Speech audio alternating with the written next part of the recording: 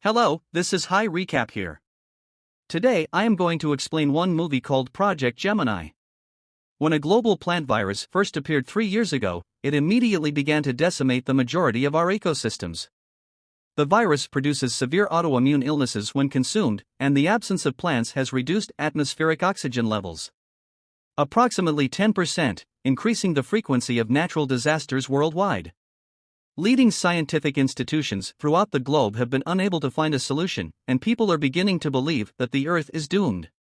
The sole remaining hope is Project Gemini, which Dr. Stephen developed years old, which is before there was any life on Earth. In order to develop a ship that could fly autonomously and find a suitable planet to terraform, Stephen's team had to reproduce the sphere and the engine's super tough components and make replicas of them. The sphere is used to create life and functions as a result of numerous commands that the crew has finally finished deciphering. It also serves as evidence that life on Earth was established by extraterrestrials. Doctors and military pilots will be part of a team that will go to the solar system TESS, many hundred light years away, to build Earth 2.0 using the sphere. Amy, Stephen's wife, doesn't want him to embark on this assignment. She still arrives at the base the day of the launch to try to stop Stephen from departing, but she is late and must watch as the ship departs the Earth. An odd break on the alien sphere occurs when the ship departs the atmosphere, suggesting they might not be alone. The ship opens a warping gateway using the alien engine technology, enabling them to travel around the cosmos. But as soon as they cross across, the systems reveal a mistake. They haven't actually arrived at TESS, instead, they're somewhere else. Engineer Peter is temporarily stripped of his job after Stephen accuses him of entering the coordinates incorrectly. Later, as Stephen relaxes, he continues to reflect on Amy as well as the first time he used the sphere, when it permitted him to view an odd humanoid form that vanished in an instant. The team is then instructed by Stephen to attempt to set the jump trajectory in order to determine their location, but they are unable to do so because all of their data is incorrect, as if they have traveled between the third and fourth dimensions. Peter departs from his bunker in the meantime and takes a security camera so he can examine the sphere on his own. The computer alerts the crew that someone has opened the repair airlock and that an unknown object is on its way.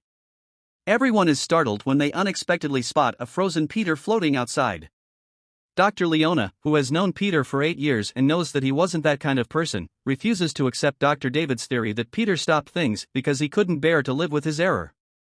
She is reprimanded by Stephen for sobbing over the villain who has brought about humanity's demise and is given Peter's responsibilities moving forward. Later, David reveals that after his daughter passed away, he also considered ending things, but decided to try to be of help. He's feeling worthless again now that the assignment is complete, but Stephen assures him that they will find a solution. The ship then encounters a planet with volcanic rock at that same moment. Despite the lack of oxygen, the outer environment is not hostile, so they would simply need breathing masks. Stephen is eager to land because he believes it would be the best way to carry out their plan, but Captain Ryan stops him and reminds him that they haven't done a thorough inspection of the planet yet and that, by doing so, Stephen is irresponsibly endangering the crew's safety. However, Stephen doesn't give a damn and reminds everyone that he is in charge here. Officer Richard will remain aboard the mothership while the squad departs on a shuttle. The braking thrusters must be used in order to halt the shuttle's descent as soon as it approaches the planet and encounters a fierce storm. Although it will exhaust all of their fuel and prohibit them from turning around, it is their only hope of surviving. The crew drops out as the shuttle touches down, and Stephen dreams of the time he gave Amy a bracelet crafted from a specific piece of the ancient sphere, trying to connect the two things that meant the most to him. The group awakens a little while later and resumes their job right away. Although there hasn't been any serious damage to the shuttle, they are stuck because of limited fuel. Stephen doesn't see a problem with this because they were there to remain for 4 years, and even if they didn't land where they planned to, he is confident that they can use one of the enormous caves as a dome to launch the sphere from. A strange ooze begins to fall from the walls in the shuttle's secret passageways. When Richard checks the other rooms in the mothership, he discovers this goo as well as the missing camera. Once everyone is dressed appropriately, the crew transports the sphere to the closest cave and successfully activates it there. Then they go back to the shuttle to start gathering data, but Ryan stops them to say martial law has been declared in the station. He presents some documents Richard provided him while the physicians were at work in order to justify his choice.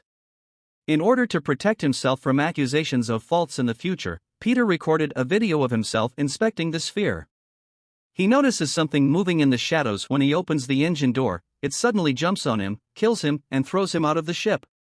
The shape of this thing can't be captured by the camera, but Richard claims that after reviewing all the film, he has determined that it has been with them ever since they left Earth, since it entered the sphere like the Trojan horse. It most likely was the reason for the jump's failure, but it is no longer on the mothership. Instead, it has descended to the planet with the shuttle. Richard is able to find it because the alien interferes with the electromagnetic field, which accounts for the poor recording. David abruptly interrupts the conversation because he has discovered something strange about the system. The sphere is currently running a different program than the one they uploaded. Ryan prevents Steven from returning to the sphere by telling him that he won't allow him to lead any longer and by accusing him of concealing secrets. Ryan says that Richard also discovered video of Steven spotting that strange shape months earlier on Earth, indicating that he was aware of the threat but failed to alert anyone, making Peter's demise his responsibility. Steven is offended by this charge and rushes out of the room, remembering all the effort he and David put into this project. Due to his ongoing grief, Steven wasn't sure if David should have accompanied them, but David persuaded him he was alright and wanted to improve the planet to stop other children from passing just like his daughter did. A short while later, Steven runs into David and asks him to sneak out via the airlock with him to check on the sphere.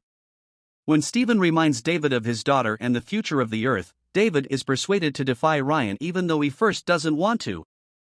As soon as they arrive at the cave, they discover that someone changed the settings, causing the sphere to produce an alien life form more quickly than it did life on Earth. David begs Steven to leave and talk to everyone, but Steven starts working on the sphere's settings right once. When David sees the alien approaching on their radar at that same moment, he fires a warning shot to try to encourage Steven to move. When Steven answers by pulling out his own weapon, they see the alien had already entered the cave before things could become nasty. Both guys start running away when Steven takes a chunk of the sphere with him. They can hear the creature approaching due to its noises and shadows. When they emerge from the cave, they can see it clearly for the first time, but they are able to return to the shuttle and close the airlock before the creature can attack them. David criticizes Steven for endangering their life, but Steven says the sphere is more crucial and that he won't think twice the next time. When Steven says they'll need to use force to stop him, Ryan punches him after arriving to reprimand Steven as well. The crew is abruptly alerted by the computer that the integrity of the module has been violated. Leona leaves her room to investigate the problem and discovers a lot of goo in the hallway before being abruptly yanked back into another location. Frank is the one who tells her that the alien has broken through the bottom deck and is currently inside the lander. The pair moves cautiously toward the lab's hiding place as it becomes increasingly difficult to breathe. A peculiar noise can be heard emanating from behind the plant units as the lights abruptly go out. This indicates that the alien is present, so Frank forces Leona to leave the room. As she exits the room and heads down the hallway, she overhears Frank's screams as the alien suffocates him. Ryan yells at Steven for bringing the alien back with him as Leona meets with the rest of the team in the control room and informs them of what transpired. They lost touch with Richard and were unable to see the rest of the ship because the thing broke a breach in the hull, destroyed the generator, and rendered the cameras useless. Since it's his responsibility, Steven offers to go and reconnect everything since there is no other option. However, doing so would be incredibly challenging if they can't find the creature. Steven carefully approaches the generator while carrying a weapon and succeeds in re-establishing communication. The moment Steven tries to leave, he starts hearing those noises. The team can now monitor the alien and informs him that it is close by. Fortunately, Ryan acts quickly and uses a metal rope to haul the man back into the control room. The group then decides on a strategy to smoke the alien out of the ship. Leona opens the airlocks and lab door while Steven waits outside to serve as bait, running to a different room to hide when the alien emerges. Richard tries to start the engine to burn it out, but he is unable to do so since the alien is interfering with the signal as it quickly starts moving through the airlocks. Leona responds to Steven's call for assistance as he flees for his life, but just then the alien emerges, giving Richard access to the engine once more. The beast is damaged by the fire, but this isn't enough to kill it, so Steven, who is being carried inside by David, runs back inside with Leona. David feels pain in his arm as they close the door, leaving the aliens limb inside. Ryan closes the airlocks and the others get to reseal the hole while the beast makes its way back to the cave. Soon after the team discovers Frank's body, Leona chooses to take her own life out of grief, and Steven starts to consider Amy once more. She had tried to persuade him to stay by saying she was developing a vaccine, but, more crucially, that she was expecting a child. Nevertheless, this was enough to persuade Steven to stay because rescuing the planet was more important than his personal life. Steven delivers the tentacle so that David can examine it while David goes to the lab to have his wound stitched. When he realizes the creature is a bio-robot composed of the same substance as the sphere, he realizes that the sphere has always been intended to create these creatures. Steven tells David that because the tentacle has given him a bacterium with a potent defense mechanism, his blood now has the ability to create a vaccine that can save the planet. The alien is a transponder, and this is how his race colonizes planets, because as soon as Steven makes a cut in the tentacle, the lights flash erratically and he recalls the image he saw back on Earth. Ryan locks Steven up in the lab and informs him that he is being arrested for endangering everyone's lives when Steven determines that they must kill the alien and reset the sphere. When Ryan points out that lives are disposable to Steven, David concurs, noting that Steven has never given a damn about people and just cares about playing the hero. Steven is reminded of their previous quarrel when Amy accused him of having a savior complex before throwing her bracelet into the trash. They didn't jump through space, rather, they jumped through time, according to Steven's theory, which Richard later confirms after looking at the travel logs. They are still on Earth, but 4 billion years have passed since the beginning of life. The replica sphere they brought is the identical one that future paleontologists will discover. Steven becomes pleased when he finds the sphere piece he took earlier is the same one he uses in the future to build Amy's bracelet, so he goes on to write a message on it to instruct Amy how to activate the sphere they left behind, oblivious to the fact that David's wound is getting worse. While dealing with the news that the team failed their mission, Amy appears to Steven's lab in the present. Richard unexpectedly informs Steven of some worrying information. Ryan is getting ready to blow up the sphere with explosives and has switched off his radio to prevent objections. When Ryan is found in possession of the bombs, Steven begs Richard to reopen the airlock so he may out, and as soon as he does, he starts outlining how they can come up with a better scheme. A shot from David, who had escaped through the airlock and had become insane due to the infection, suddenly interrupts their chat and kills Ryan. David believes that the alien has selected him to help it make things right because humans are a malfunction from the sphere. To divert David, Steven hurls Leona's Rubik Cube into the wall. As a result, Steven shoots David, causing him to flee wounded. The bomb is then set off, and Steven exits the building to fire a flare to attract the alien's attention. David shoots fire on Steven as he goes down the hallway and forces him into hiding. Steven manages to track David to the control room and shuts it up there. The alien then enters through the entrance and comes up to Steven, who uses a rapid shot to knock it off of him. As Steven starts to flee, the alien pursues him.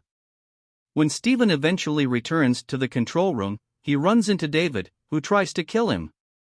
The arrival of the alien, who stops the beast's progress by killing him first, gives Steven the opportunity to escape the shuttle just before the bomb detonates and ends the beast's life. After briefly falling asleep outside, Steven is roused when Richard tries to make touch with anyone still alive. Steven instructs Richard to wait back while he goes back to the cave to use the sphere since the storm is too intense for him to come and help him. Amy locates her bracelet once more in the present and, after finally reading the message, Steven rushes to give his wife the vaccine's recipe before confessing his love just as the connection breaks off. Amy sobs after she realizes she has become a widow when Steven passes away in the cave due to a shortage of oxygen. Thanks to the vaccine that is now making the world a better place, Amy is raising a wonderfully healthy baby many months later.